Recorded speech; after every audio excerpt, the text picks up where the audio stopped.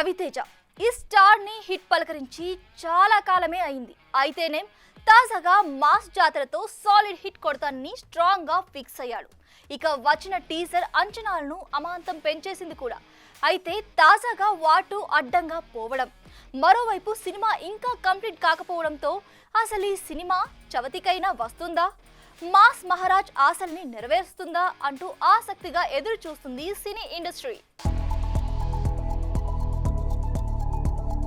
Raviteja mass మహారాజ్గా అభిమానుల గుండెల్లో నిలిచిపోయిన ఈ ఎనర్జెటిక్ స్టార్ టైం ఇప్పుడు అస్సలు బాగోలేదు.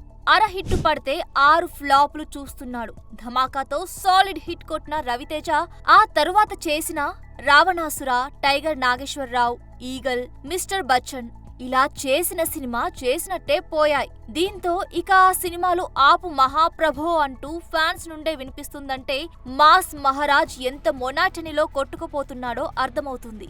అయితే వీటి మధ్యలో వాల్తేరు వీరయ్య వచ్చినా అది చిరుఖాతాలోకే వెళ్లిపోయింది. దీంతో భాను భోగవరపు దర్శకత్వంలో వస్తున్న మాస్ జాతరతోనైనా సాలిడ్ హిట్ కొట్టి సాలిడ్ ఆన్సర్ ఇద్దామనుకున్నాడు రవితేజ.